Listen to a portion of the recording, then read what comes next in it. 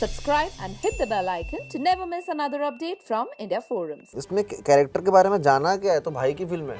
इसमें सिर्फ जाना है, वहाँ पर शूट पे जाना है, फिर वही हो जाएगा कि भाई चलो इसके इतने मिलियन फॉलोअर्स हैं, इसको ले लो। करेक्ट। अच्छा टीवी में नाम है इसका, लोग जानते हैं।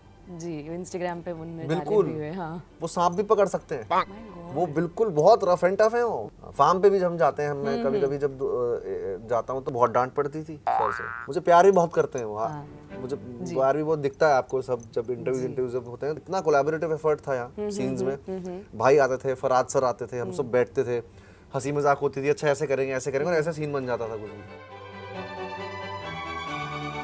साल 2012 डीआईडी सीजन 3 के मंच पे ये शख्स खुद को इंट्रोड्यूस किया था विद द नेम कॉकरोच। दुबले पतले से, red coloured hair, curly hairs.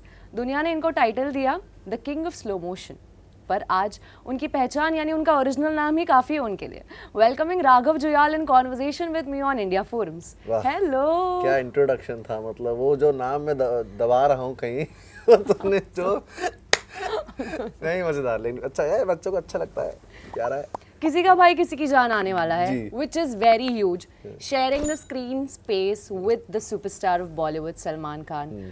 Raghav, when you started your journey, कभी किसी नाइटमेयर या किसी भी दूर के ख्याल में कभी सोचा होगा that this was gonna happen and this is gonna be so big?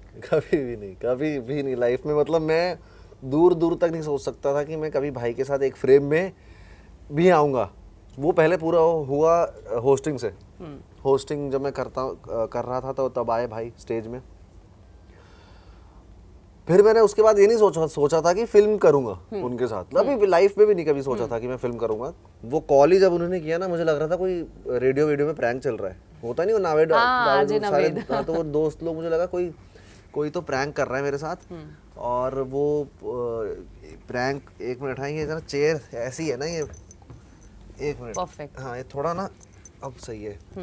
तो मुझे लगा कि प्रैंक चल रहा है। मुझे लगा ही नहीं कि मेरे को लाइफ में कभी भाई फोन करेंगे। और वो मैंने जब फोन उठाया तो मेरे बंदे ने बोला कि भाई सलमान खान का फोन है आपके लिए। मैंने कहा अरे उनको बाद में बात करूंगा।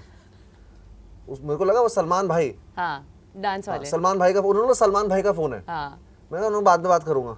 अरे उनका वो भाई मेन वाले सलमान खान। मैंने कहा भाई का फोन है, दी भाई। तो मैंने कहा एक मिनट, मुझे क्यों कॉल कर रहे हैं वो? तब लगता है ये बंदे को प्रैंक चल रहा है। जब सुना मैंने कहा भाई फिल्म है और काफी लंबा चला वो प्रैंक, काफी सीरियस हो गया। तो मुझे लगा नहीं यार है तो भाई, हाँ है भाई। और मैंने कहा यार ये फिल्म दे रहे हैं, ऐसा कैसे हो सकता है? करेक्ट। तो वो होते होते बस वो फिल्म मिल गई मुझे। और आज तक मुझे यकीन नहीं हो रहा है, उस बात का सपना ही लग रहा है।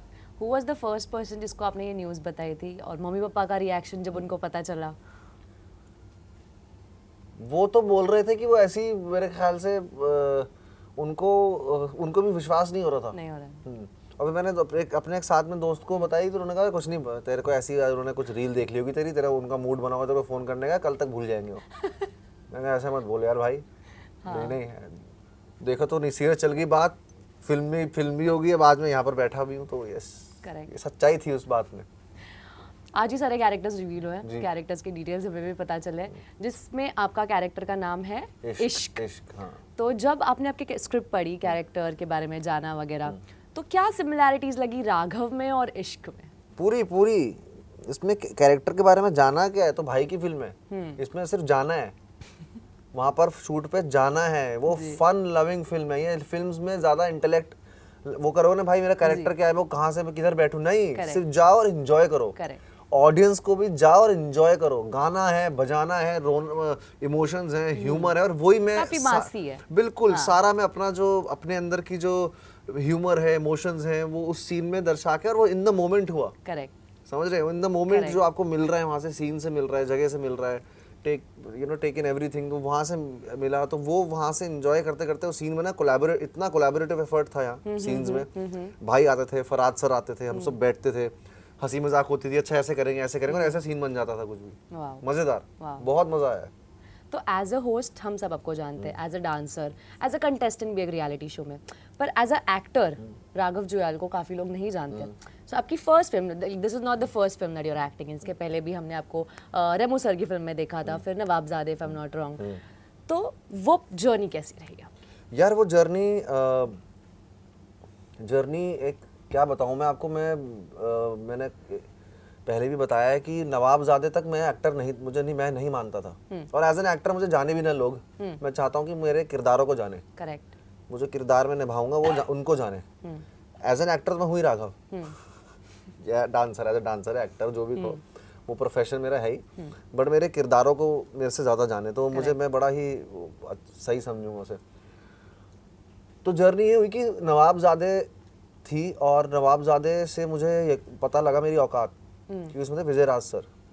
मैंने कहा 1 मिनट, इनके पास क्या टूल्स हैं। करेक्ट। डांस में मैंने इतनी मेहनत की है, इतने घंटे प्रैक्टिस किए, ट्रेनिंग की है, पॉपिंग लॉकिंग, उसकी पूरी ट्रेनिंग दी। तो मैंने कहा एक्टिंग में भी मुझे कुछ करना होगा ट्रेनिंग के लिए। उनके पास क्या है ये टूल, जो मैं, ये क्या है, मैं तो ऐसे तो थोड़ा ही चल पाऊंगा, मैं लंबी रेस का घोड़ा नहीं बन पाऊंगा अगर क्राफ्ट पे काम नहीं करूंगा।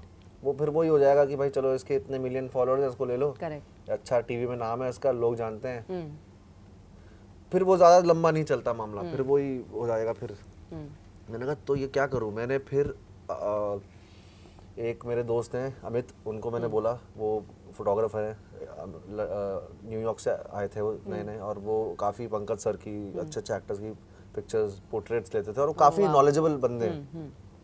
तो उन्होंने मुझे बोला कि यार जाके उनसे, मेरे दोस्त ही हैं वो, हाँ, थोड़ी एज ज़्यादा है मेरे से बहुत, तो वो उन्होंने मुझसे बोला कि जाके भाई कोचिंग वो लो, एक्टिंग कोच सबसे अच्छा स्कूल, एक्ट कोचिंग लो, और ये सब करो, ये सब करना पड़ेगा। तो मेरे को सौरभ सर मिले तब, 5 साल से मैंने उनसे, 5 साल मैंने उनसे ट्रेनिंग ली। सौरभ सर, राघव सर, काफ़ी जगह से ली, लेकिन सौरभ सर मेरे मार्गदर्शक मंडल का काम किया उन्होंने, और वो उन्होंने मेरी लाइफ में, तो उन्होंने मुझे वो दिया, और तब मैंने ट्रेनिंग शुरू करी। तब मुझे असलियत पता लगी, अच्छा ये तो बहुत गहरा है कुछ जी, ये कुछ बहुत गहरा है, ये सतही चीज़ नहीं है, ये तो समुंदर है पूरा। मैं तो पूरी लाइफ, क्या कई लाइव्स लग जाएंगी इसमें।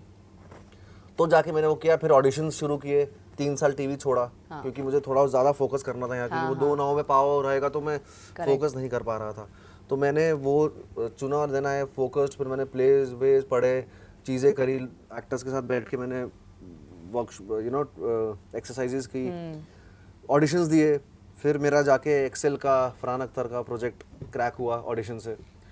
फिर मेरे 2 गुनवीत मोंगा के प्रोजेक्ट क्रैक हुए, जो तो इतना अच्छा लगता है ना मुझे, मेरे को इतना प्राउड फील होता है ना, ऑस्कर विनिंग प्रोड्यूसर के साथ मैं कर रहा हूँ। तो वो करे, अब वो आने वाले मेरे इस भाईजान के बाद, तो बहुत सही टाइम पे समझ आ गई थी मुझे औकात।